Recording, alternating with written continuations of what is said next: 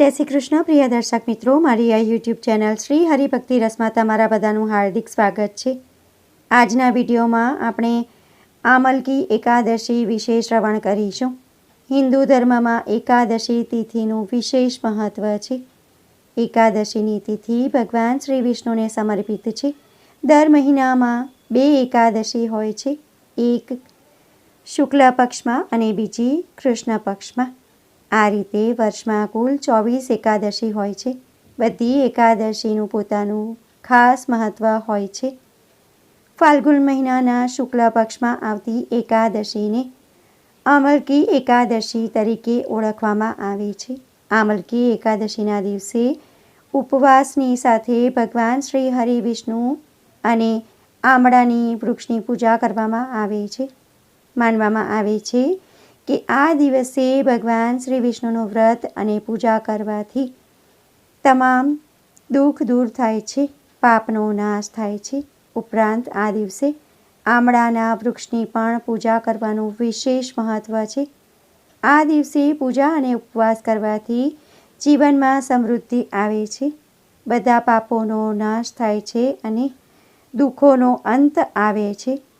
આજના વિડીયોમાં આપણે આમલકી એકાદશી કયા દિવસે કરવાની છે, મુહૂર્ત કયું છે, પારણ સમય કયો છે તથા આમલકી એકાદશીનું મહત્વ શું છે, આ દિવસે તમારે શું કરવું શું ન કરવું તે પણ આપણે આજના વિડીયોમાં શ્રવણ કરીશું। તો વિડીયો તમે અંત સુધી જોતા રહેજો। હિન્દુ ધર્મશાસ્ત્રોમાં જણાવવામાં આવ્યું છે કે આમલકી એકાદશીનું વ્રત કરવાથી સેંકડો તીર્થો અને ઘણા યજ્ઞોના સમાન પુણ્ય પ્રાપ્ત થાય છે તથા 1000 ગાયોનું દાન કરવા જેટલું પુણ્ય પ્રાપ્ત થાય છે।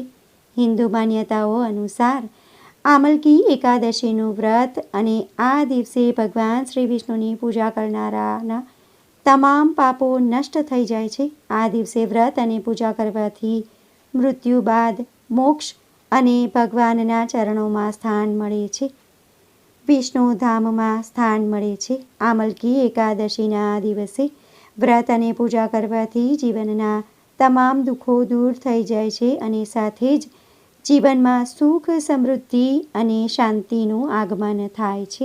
મહાશિવરાત્રિનો પર્વ તથા હોળીના પર્વ વચ્ચે આમલકી એકાદશીનું વ્રત આવે છે। આમલકી એકાદશીને અલગ અલગ નામોથી ઓળખવામાં આવે છે। આમલકી એકાદશીને આમળા એકાદશી, અમલા એકાદશી કે રંગભરી એકાદશી તરીકે પણ ઓળખવામાં આવે છે। હવે આપણે આમલકી એકાદશીનું વ્રત કયા દિવસે કરવાનું છે તેના વિશે શ્રવણ કરીશું।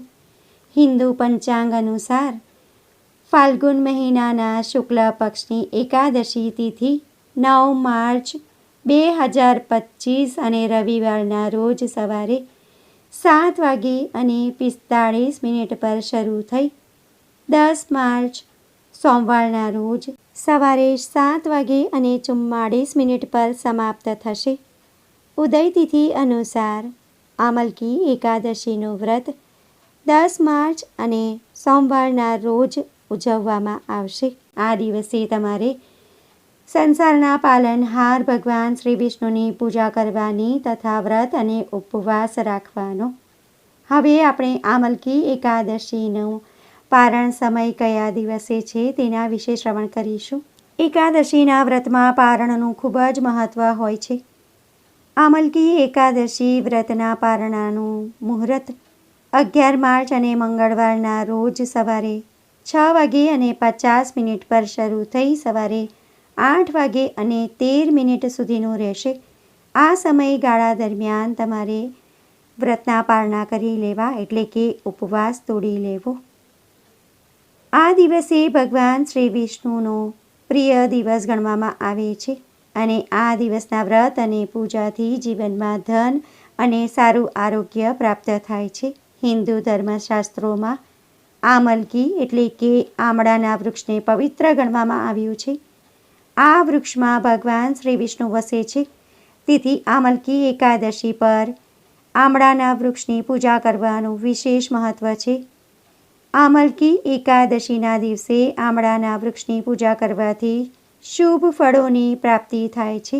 આમલકી એકાદશીના દિવસે આમલકી વૃક્ષના પત્તા અને ફળો એટલે કે આમળાના વૃક્ષના પત્તા તથા ફળોની પૂજા કરવાથી અનેક ગણું પુણ્ય પ્રાપ્ત થાય છે તથા શુભતા આવે છે.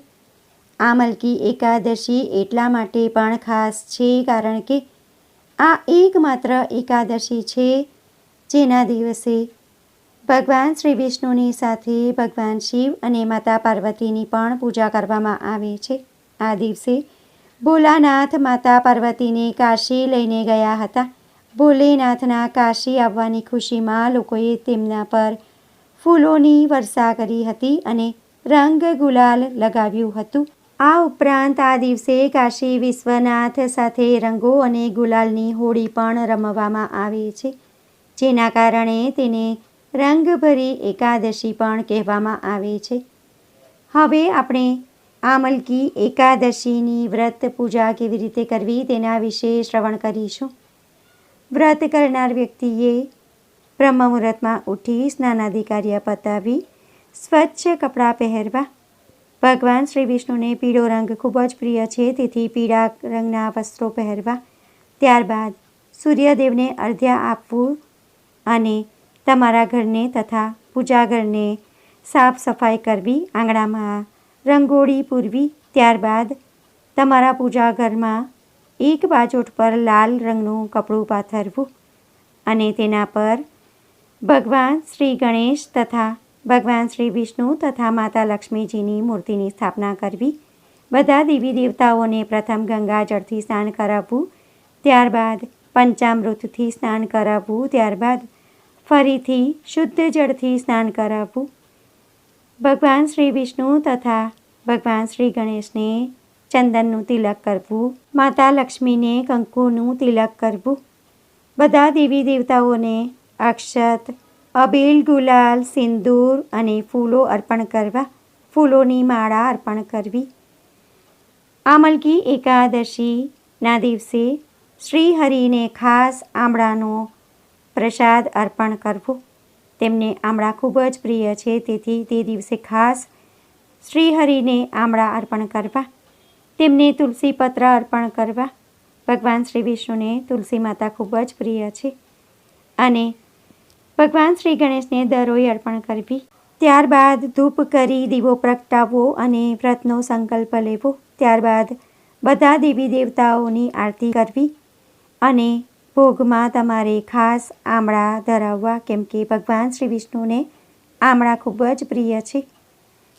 ભગવાન શ્રી ગણેશને લાડુ તથા મોદક ખૂબ જ પ્રિય છે, તેથી પ્રસાદમાં તમે લાડુ અથવા મોદક પણ ધરાવી શકો છો. માતા લક્ષ્મીને ખીર ખૂબ જ પ્રિય હોય છે, તેથી તમે ભોગમાં ખીર પણ ધરાવી શકો છો. ભગવાન શ્રી વિષ્ણુને પીળો રંગ ખૂબ જ પ્રિય છે, તેથી તમારે ફળમાં કેળા ખાસ અર્પણ કરવા અને મીઠાઈમાં પીળા રંગની મીઠાઈનો ભોગ ખાસ ધરાવવો, આમળા ખાસ ધરાવવા. તે સિવાય તમે તમારી મરજીથી ખાસ સાત્વિક પ્રસાદ ધરાવી શકો છો. ત્યારબાદ તમારે મંત્રોનો ઉચ્ચારણ કરવો. ભગવાન શ્રી ગણેશનો મંત્ર છે ઓમ ગમ ગણપતયે નમઃ. ભગવાન શ્રી વિષ્ણુનો મંત્ર છે ઓમ વિષ્ણવે નમઃ તથા માતા લક્ષ્મીનો મંત્ર છે ઓમ શ્રીમ હ્રીમ ક્લીમ શ્રી સિદ્ધ લક્ષ્મી નમઃ. પૂજા કરતી વખતે તમારે આ મંત્રનો ખાસ જપ કરવો તથા થાળ ગાઈને પ્રસાદ અડોશ પડોશમાં વહેંચી દેવો અને પૂજા પત્યા બાદ તમારે ખાસ વાર્તા શ્રવણ કરવાની. વ્રત કરીએ અને કથા શ્રવણ ના કરીએ તો વ્રતનું પૂરું ફળ મળતું નથી, તેથી કથા ખાસ શ્રવણ કરવી જોઈએ. ત્યારબાદ તમારા ઘરના નજીકમાં પીપળો હોય તો તમારે પીપળાની પણ ખાસ પૂજા કરવાની. પીપળાને જળ અર્પણ કરી અબીલ, ગુલાલ, કંકુ, અક્ષત, ફૂલ અર્પણ કરવા તથા દોરો વીંટાળી તમારે ઓછામાં ઓછી 7 વાર પ્રદક્ષિણા કરવી અને આ દિવસે તમારે ખાસ આમળાના વૃક્ષની પણ પૂજા કરવી જોઈએ. આમળાના ઝાડની નીચે નવરત્ન ધરાવતો કળશ મૂકવો. ત્યારબાદ ધૂપ કરી દીવો પ્રગટાવવો. કંકુ, અક્ષત, ચંદન, અબીલ, ગુલાલ, સિંદૂર અર્પણ કરવું તથા ફળ અર્પણ કરવા, કારણ કે આમળાના ઝાડમાં પણ ભગવાન શ્રી વિષ્ણુનો વાસ હોય છે, તેથી તેમની પૂરી શ્રદ્ધા ભક્તિથી ઝાડની પૂજા કરવાની. જો તમારા નજીકમાં આમળાનું ઝાડ ન હોય તો તમારે ભગવાન શ્રી વિષ્ણુને પ્રસાદ તરીકે આમળાનું ફળ ખાસ અર્પણ કરવું. ત્યારબાદ આમલકી એકાદશીના દિવસે તમારે યથાશક્તિ ગરીબોને દાન કરવું. તમે અન્નદાન, વસ્ત્રદાન તથા ધનનું દાન કરી શકો છો.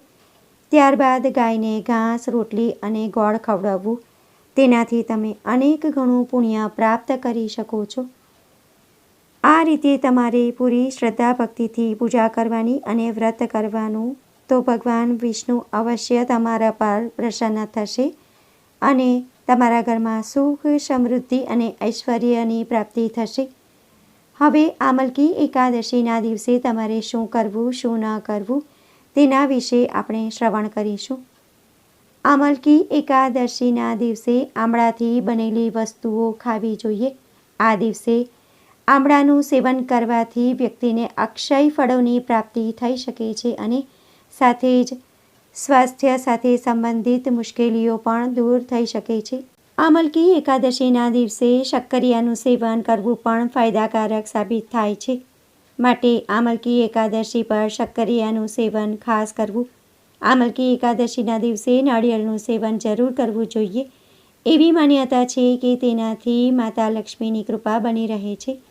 આમલકી એકાદશીના દિવસે સાબુદાણા ખાવાથી પણ લાભ થાય છે. જો આમલકી એકાદશીના દિવસે તમે ભોજન બનાવી રહ્યા છો તો તે આમળાના ઝાડની નીચે બેસીને બનાવીને ખાવું જોઈએ. કહેવાય છે કે તેનાથી દુગણું ફળ પ્રાપ્ત થાય છે. આમળા એક એવું ફળ છે જે ખૂબ જ ફાયદાકારક માનવામાં આવે છે, તેમજ તેને લાંબા આયુષ્યનું પ્રતીક પણ માનવામાં આવે છે. આમળા એકાદશીના દિવસે ભગવાનને આમળા અર્પણ કરવાથી અને આમળા ઝાડની પૂજા કરવાથી દીર્ઘાયુની પ્રાપ્તિ થાય છે. આમલકી એકાદશીના દિવસે આમળાના ઝાડની પૂજા અવશ્ય કરવી જોઈએ. આ ઉપરાંત પૂજામાં આમળા પણ ભગવાનને અર્પણ ખાસ કરવા જોઈએ. આમલકી એકાદશીના દિવસે આમળાના ઝાડની પૂજા કરતી વખતે તમારે આ મંત્રનો ખાસ જપ કરવો. ઓમ નારાયણાય વિદ્મહે વાસુદેવાય ધીમહિ તન્નો વિષ્ણુ પ્રચોદયાત. આ મંત્રનો તમારે ખાસ જપ કરવો જોઈએ. એવું પણ માનવામાં આવે છે કે આમળા એકાદશીના દિવસે આમળાના વૃક્ષની પૂજા કર્યા બાદ આમળાના વૃક્ષના નીચે બેસવું પણ ખૂબ જ શુભ માનવામાં આવે છે. હવે આ દિવસે આપણે શું ન કરવું જોઈએ, શું ન ખાવું જોઈએ, કયા નિયમોનું પાલન કરવું જોઈએ તેના વિશે શ્રવણ કરીશું. આમલકી એકાદશીના દિવસે તમારે તામસિક ભોજન ગ્રહણ ન કરવું જોઈએ. આમલકી એકાદશીના દિવસે ડુંગળી, લસણ, માંસ, મદિરા વગેરેનું સેવન ન કરવું જોઈએ. કહેવાય છે કે તેનાથી અશુભ પરિણામ મળી શકે છે.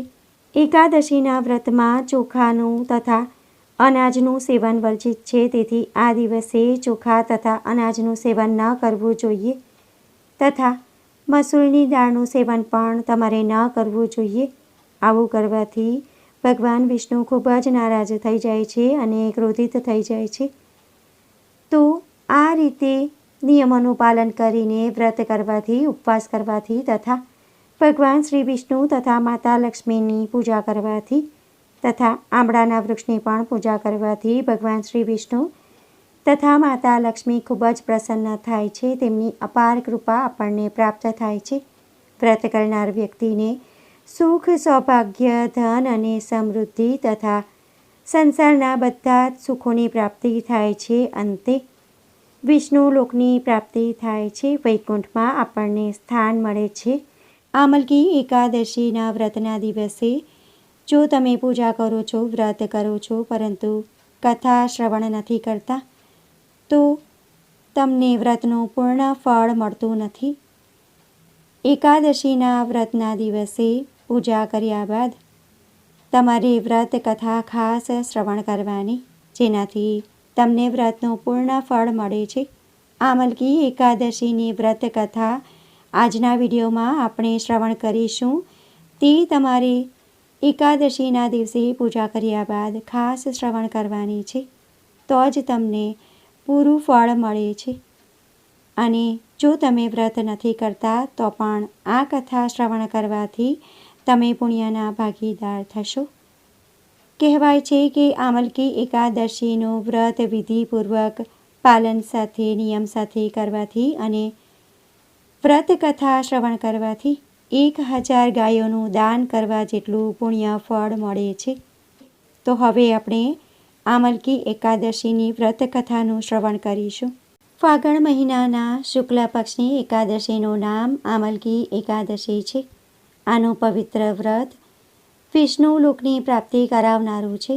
રાજા માધ્યત્વએ પણ વશિષ્ઠજીને આવો જ પ્રશ્ન પૂછ્યો હતો, જેના જવાબમાં મહામુનિએ કહ્યું હતું કે આમલકી એટલે કે આંબળાનું મહાન વૃક્ષ ઉત્પન્ન થયું કે જે બધા જ વૃક્ષોનું આદિ કહેવાય છે. આ જ સમયે પ્રજાની સૃષ્ટિ રચવા માટે ભગવાને બ્રહ્માજીને ઉત્પન્ન કર્યા અને બ્રહ્માજીએ દેવ, દાનવ, ગંધર્વ, યક્ષ, રાક્ષસ, નાગ અને નિર્મળ અંતઃકરણવાળા મહર્ષિઓને જન્મ આપ્યો. એમનામાંથી દેવતાઓ અને ઋષિઓ એ સ્થાન પર આવ્યા કે જ્યાં આંબળાનું વૃક્ષ હતું.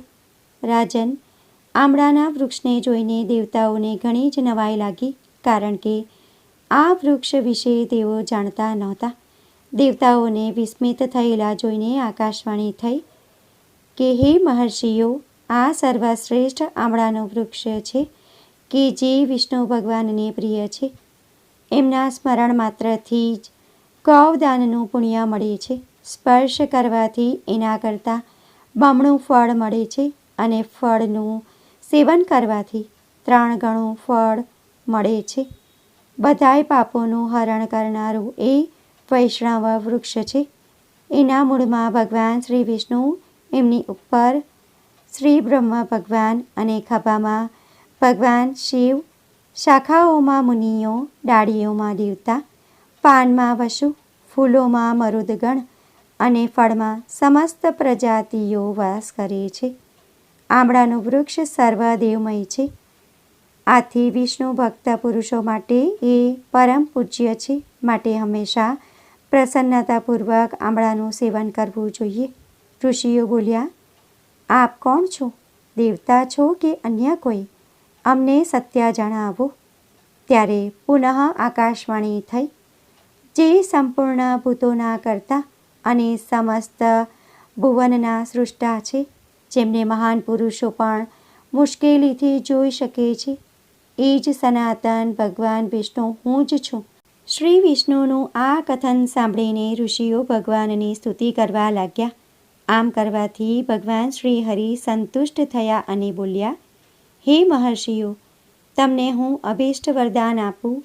ઋષિઓ બોલ્યા, ભગવાન, જો તમે સંતુષ્ટ થયા હોય તો અમારા લોકોના હિત માટે કોઈ એવું વ્રત બતાવો કે જે સ્વર્ગ અને મોક્ષરૂપી ફળ પ્રદાન કરનારું હોય. ત્યારે ભગવાન શ્રી હરિ બોલ્યા, મહર્ષિઓ, ફાગણ મહિનાના શુક્લ પક્ષમાં જો પુણ્ય નક્ષત્રવાળી એકાદશી હોય તો એ મહાન પુણ્ય પ્રદાન કરનારી અને મોટા મોટા પાતકોનો નાશ કરનારી હોય છે. આમલકી એકાદશીના વ્રતના દિવસે આંબળાના વૃક્ષની પૂજા કરવી અને વૃક્ષ પાસે જઈને ભોજન ગ્રહણ કરવું, બ્રાહ્મણોને ભોજન કરાવવું, રાત્રે જાગરણ કરવું જોઈએ. આનાથી મનુષ્ય બધા પાપોમાંથી મુક્ત થઈ જાય છે અને સહસ્ત્ર ગૌદાનનું ફળ પ્રાપ્ત કરે છે.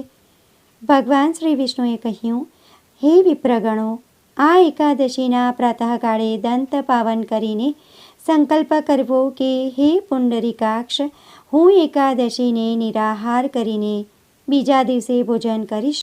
આપ મને ચરણમાં રાખો.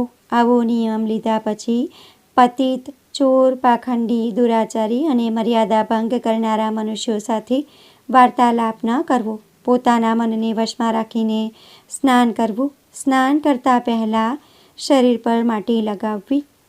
ત્યારબાદ ભક્તિયુક્ત ચિત્તથી ભગવાનની પૂજા અર્ચના કરવી. આખો દિવસ ભગવાનનું નામ જપ કરવું, પૂજા કરવી. આંબળાના વૃક્ષની પણ પૂજા કરવી. નૃત્ય, સંગીત, વાદ્ય, ધાર્મિક વાર્તાલાપ અને વિષ્ણુ ભગવાન સંબંધિત કથા વાર્તા વાંચવી. ત્યારબાદ આંબળાના વૃક્ષની પણ પૂજા કરવી અને વૃક્ષની 108 વખત પ્રદક્ષિણા કરવી અને વૃક્ષની નીચે ભોજન બનાવી ગ્રહણ કરવું, બ્રાહ્મણોને પણ ભોજન કરાવવું, યથાશક્તિ દાન કરવું, આખો દિવસ ભગવાનનું નામ જપ કરવું, ભજન કીર્તન આદિ કરવા અને ત્યારબાદ રાત્રિ જાગરણ કરવું, બ્રાહ્મણોની પૂજા પણ કરવી. સવાર પડતાં જ ભગવાન શ્રી હરિની ફરીથી આરતી કરવી, બ્રાહ્મણોની પૂજા કરવી અને ત્યાંની બધી સામગ્રી ગ્રહણ કરવા નિવેદન કરવું. વસ્ત્ર, પગરખા વગેરે બધી વસ્તુઓનું દાન કરી દેવું. ત્યારબાદ કુટુંબીઓ સાથે બેસીને સ્વયં પણ ભોજન કરવું. બધા જ તીર્થોનું યાત્રાનું કરવાનું જે પુણ્ય પ્રાપ્ત થાય છે એ બધું જ પુણ્ય આ વ્રતના પાલનથી થાય છે. અને શ્રી કૃષ્ણ કહે છે, હે યુધિષ્ઠિર, આ દુર્લભ વ્રત મનુષ્યને બધા પાપોમાંથી મુક્ત કરી અને મોક્ષ આપનારું છે. તો ભક્તો, આટલું મહત્ત્વ છે આમલકી એકાદશીના વ્રતની કથાનું. હે પ્રભુ, તમે જેવા વ્રત કરનાર ઋષિ મુનિઓને ફળ્યા તેવા સૌને ફળજો. કથા સાંભળનાર, વાંચનાર અને બોલનાર બધાનું જ ભલું કરજો. અને હવે આપણે આ વ્રત નિમિત્તે એક બીજી કથા શ્રવણ કરીશું. આ કથા રાજા માંધાતાજી તથા ઋષિ વશિષ્ઠની વ્રત કથા છે. આમળા એકાદશીનું વ્રત પૂર્ણ શ્રદ્ધા સાથે કરવાથી સમસ્ત પાપ નષ્ટ થઈ જાય છે તથા આ વ્રતનું પુણ્ય 1000 ગોદાનનું પુણ્ય બરાબર મળે છે. રાજા માંધાતાજી બોલ્યા, હે વશિષ્ઠજી, જો તમે મારા પર પ્રસન્ન છો તો એવા વ્રતની ગાથા કહો જેનાથી મારું કલ્યાણ થાય. ત્યારે વશિષ્ઠજી બોલ્યા, હે રાજન, બધા વ્રતોમાં ઉત્તમ અને અંતમાં મોક્ષ આપનાર આમલકી એકાદશીનું હું વર્ણન કરું છું. આ ફાગણ માસના શુક્લ પક્ષમાં આવે છે. આ વ્રતના ફળથી સમસ્ત પાપ નષ્ટ થઈ જાય છે. આ વ્રતનું પુણ્ય 1000 ગોદાન ફળ બરાબર છે. આ અંગે હું તમને એક પૌરાણિક કથા કહું છું, તે ધ્યાનપૂર્વક સાંભળો. ત્યારે માંધાતાજીએ કહ્યું કે હે વશિષ્ઠજી, તમે મને વિસ્તારથી આમલકી એકાદશીની પૂજા અને કથા વિશે સમજાવો. ત્યારે વશિષ્ઠજી બોલ્યા, એક વૈદિક નામનું નગર હતું. એ નગરમાં બ્રાહ્મણ, વૈશ્ય, ક્ષત્રિય, શૂદ્ર ચારેય વર્ણ આનંદપૂર્વક રહેતા હતા. નગરમાં સદૈવ વેદ ધ્વનિ ગુંજતો હતો. એ જગ્યાએ પાપી, દુરાચારી, નાસ્તિક કોઈ નહોતું. એ નગરમાં ચૈત્રરથ નામના ચંદ્રવંશી રાજા રાજ્ય કરતા હતા. એ રાજ્યમાં કોઈ પણ દરિદ્ર તથા કંજૂસ નહોતા. બધા ભગવાન શ્રી વિષ્ણુના ભક્ત હતા. ત્યાંના બધા નિવાસી વૃદ્ધથી બાળક સુધી બધા એકાદશીનું વ્રત કરતા હતા. એક સમયે ફાગણ માસના શુક્લ પક્ષની આમળા નામની એકાદશી આવી. એ દિવસે રાજાથી લઈને પ્રજા સુધી, વૃદ્ધથી લઈને બાળક સુધી બધાએ હર્ષ સહિત એ એકાદશીનું વ્રત કર્યું. રાજા પોતાની પ્રજા સાથે મંદિરમાં આવીને કુંભ સ્થાપના કરીને ધૂપ, નૈવેદ્ય, પંચરત્ન, ક્ષત્ર આદિથી ધાત્રીનું પૂજન કરવા લાગ્યા.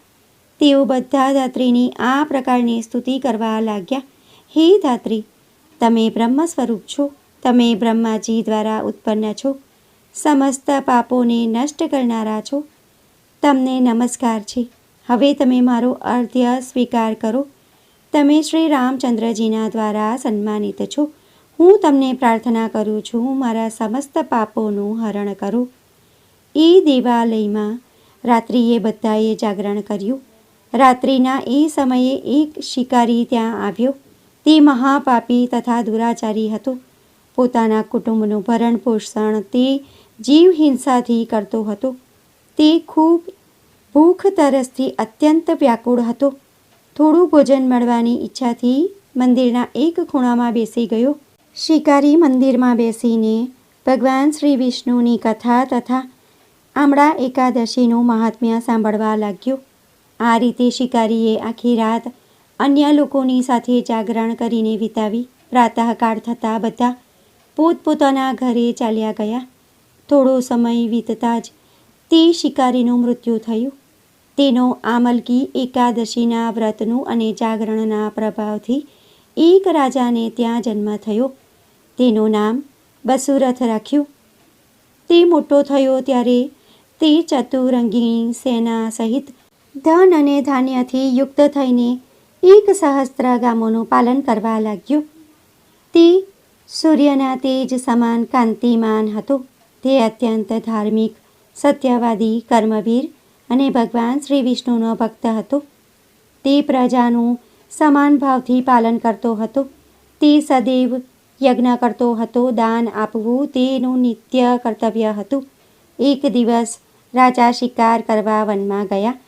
તે વનમાં રસ્તો ભૂલી ગયા અને દિશા જ્ઞાન ન હોવાથી વનમાં વૃક્ષ નીચે સૂઈ ગયા. એ સમયે ડાકુ ત્યાં આવ્યા અને રાજાને એકલા જોઈને મારો મારો કહીને તૂટી પડ્યા. તે ડાકુઓ કહેવા લાગ્યા કે આ દુષ્ટ રાજાએ અમારા માતા પિતા, પુત્ર, પૌત્ર આદિ સંબંધીઓને માર્યા છે તથા દેશ નિકાલ કર્યો છે. તેથી આને અવશ્ય મારવો જોઈએ. આવું કહીને ડાકુ રાજાને મારવા લાગ્યો અને તેના પર અસ્ત્ર શસ્ત્રનો પ્રસાર કરવા લાગ્યો. તે અસ્ત્ર શસ્ત્ર રાજાના શરીર પર પડતા જ નષ્ટ થઈ જતા હતા. રાજાને તે પુષ્પો સમાન લાગતા હતા. જ્યારે એ ડાકુઓના અસ્ત્ર શસ્ત્ર દ્વારા એમના પર પ્રહાર કરવા લાગ્યા, જેનાથી તેઓ મૂર્છિત થઈ ગયા. એ સમયે રાજાના શરીરમાંથી દિવ્ય દેવી પ્રગટ થઈ. તે દેવી અત્યંત સુંદર વસ્ત્રો તથા આભૂષણોથી અલંકૃત હતી. તેની ભ્રમરો ત્રાસી હતી.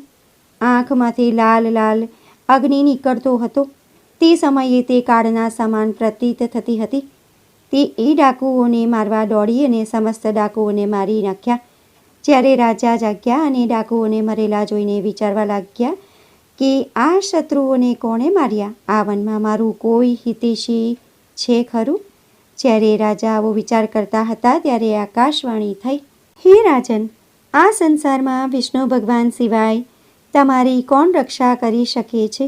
રાજા પ્રસન્ન થયા અને પોતાના નગરમાં પાછા ફર્યા અને સુખપૂર્વક રાજ્ય કરવા લાગ્યા. મહર્ષિ વશિષ્ઠ બોલ્યા, હે રાજન, આ બધું આમલકી એકાદશીના વ્રતનો પ્રભાવ હતો. તો આટલું મહત્ત્વ છે આમલકી એકાદશીના વ્રતનો. આમલકી એકાદશી નિમિત્તે જે કથા છે તે સંપૂર્ણ થઈ. ભક્તો, આજના વિડીયોમાં આપણે આમલકી એકાદશીના વ્રતનું કેટલું મહત્ત્વ છે તે શ્રવણ કર્યું અને વ્રતનો શું પ્રભાવ પડે છે તે પણ જાણ્યું. આશા કરું છું કે વિડીયો તમને પસંદ પડ્યો હશે. વિડીયો પસંદ પડ્યો હોય તો વિડીયોને લાઇક કરી બીજા લોકો સુધી વિડીયોનો પ્રચાર કરજો, જેથી બીજા લોકો પણ કથા શ્રવણ કરી શકે. કોમેન્ટમાં જય વિષ્ણુ ભગવાન જરૂરથી લખજો. ફરી મળીશું એક નવા વિડીયો સાથે. ત્યાં સુધી બધા ભક્તોને મારા જય શ્રી કૃષ્ણ. વિડીયો જોવા માટે